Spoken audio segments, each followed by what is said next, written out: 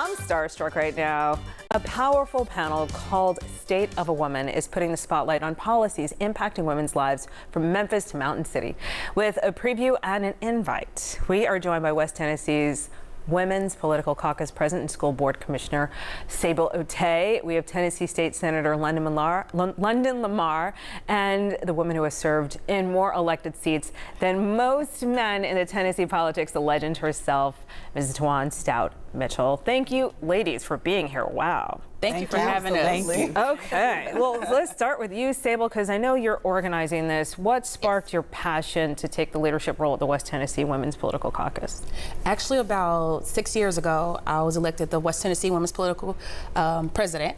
And so actually I was having a conversation with a few women. I was having a conversation with London, and we were talking about some upcoming events. Women were just asking, when are you guys going to do something next? What are you going to do?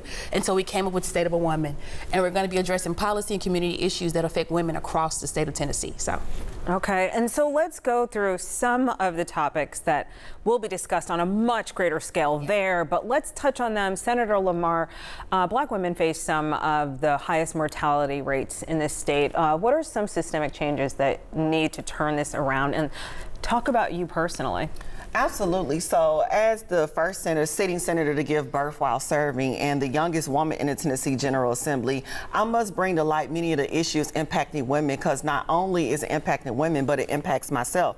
And so when I think about the fact that Tennessee has the highest rate of infant and maternal mortality rates in the country and one of the worst in the world, we need to make sure that we're doing more to expand access to women's health care, like OBGYN, making sure our rural areas have access to hospitals. We need to make sure we're providing women with doulas, using state funds to provide low-income women and at-risk women with a doula to provide them with education around their maternal health and their women's health care. How do you do it? How do you do it in a supermajority, Republican supermajority, well, as a Democrat? That's the thing. It's pro-life policies. If this is the party of pro-life, then I'm pushing policies to encourage and help women have more children safely and healthy. So if you're about the pro-life movement, then you're going to be about my policies to increase women's health care and access so they can live through the birthing process. Yes, ma'am. Yes, ma'am. Okay, Ms. Tawan, you have dedicated decades to public service. What did women need then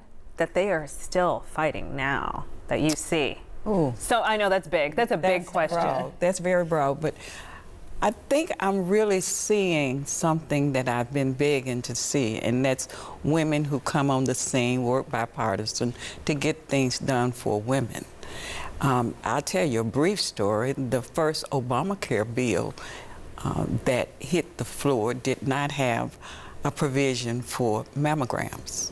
Whoa. It was not until a Republican and Democratic Congresswomen noticed that it was brought to light and quickly corrected.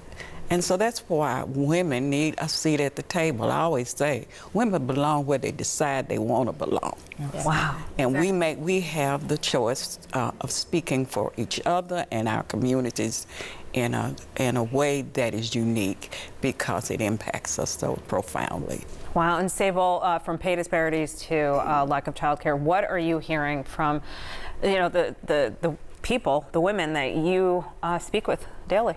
I mean, just the same things, just to echo Mr. Wan and London, same issues they're having. Healthcare, we're talking more so about just having a space in the political process, not having enough women elected to help make those decisions, those important decisions that affect women. And so that's our goal with the National Women Political Caucus. We are a national organization. Actually, Ms. Deidre Malone is the national president. She has an office in DC and several caucuses across the United States. And then one of our major goals is to ensure that we get more women elected, because that's where we can make more decisions in the political process.